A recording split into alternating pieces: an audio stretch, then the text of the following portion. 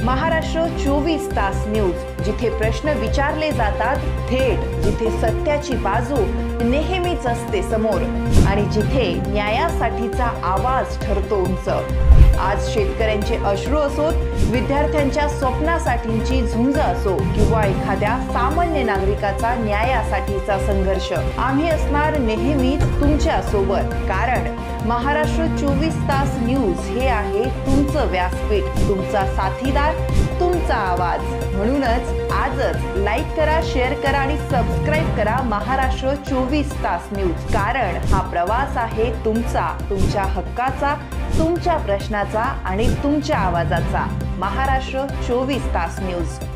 येणाऱ्या श्रीरामपूर नगर परिषदेच्या निवडणुकीकरता आज महायुतीच्या वतीनं भारतीय जनता पक्ष आणि राष्ट्रवादी काँग्रेस पार्टी आम्ही संयुक्तरित्या युती करून सर्व 34 जागेवरती निवडणूक लढण्याचा निर्णय घेतला आहे। त्याचबरोबर आम्ही श्रीरामपूरच्या नगराध्यक्षपदाच्या निवडणुकीसाठी देखील अगदी मनमोकळ्या मनानं एकमतानं एक उमेदवारी जाहीर केली आहे। त्यांनी त्यांचा अर्ज दाखल केला आहे। आत्तापर्यंत आपल्या माध्यमातून सगळ्यांपर्यंत ही बातमी गेलीच असेल की नगराध्यक्षपदाचे उमेदवार भारतीय जनता पक्षाचे आणि राष्ट्रवादी काँग्रेस पक्षाचे पार्टीचे हे श्री श्रीनिवास बिहानी असणार आहेत आणि 34 उमेदवार जे 17 प्रभागातून आपल्याला निवडून द्यायचे आहेत त्याच्यामध्ये देखील सगळी सविस्तर चर्चा केल्यानंतर, सगळ्या कार्यकर्त्यांशी बोलल्यानंतर, जनतेशी बोलल्यानंतर 22 जागांवरती भारतीय जनता पक्ष निवडणूक लढवत आहे आणि 12 जागांवरती राष्ट्रवादी काँग्रेस पार्टी निवडणूक लढवत आहे। आमच्या सगळ्या दोन्ही पक्षाच्या उमेदवारांनी आता निवडणुकीचे अर्ज दाखल करण्याच्या प्रक्रियेमध्ये सहभाग घेतलेला आहे। मला वाटतं शेवटचे 10 मिनिटं राहिलेली आहेत, त्यामुळे या 10 मिनिटांमध्ये उर्वरित सगळे अर्ज दाखल होतील।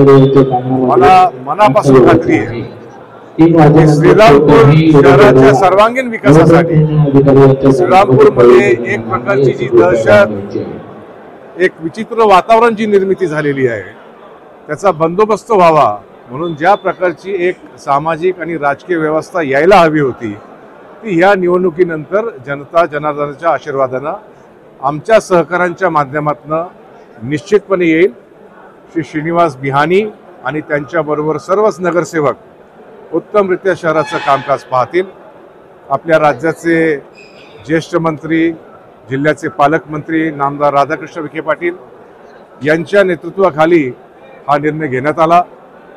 राज्याचे मुख्यमंत्री माननीय देवेंद्र फडणवीस साहेब आणि उपमुख्यमंत्री आदरणीय अजितदादा पवार साहेब या दोघांनीही आम्हाला याकरता शुभेच्छा दिलेल्या आहेत, आशीर्वाद दिलेले आहेत। आणि म्हणून भविष्यामध्ये मला आशा आहे, खात्री आहे की श्रीरामपूरकरांच्या ज्या काही उपेक्षित अपेक्षा आहेत त्या निश्चित या निवडणुकीनंतर पूर्ण करण्याकरता आम्हाला तुम्ही सगळ्यांनी जर मतरूपी आशीर्वाद दिले तर बळ मिळेल।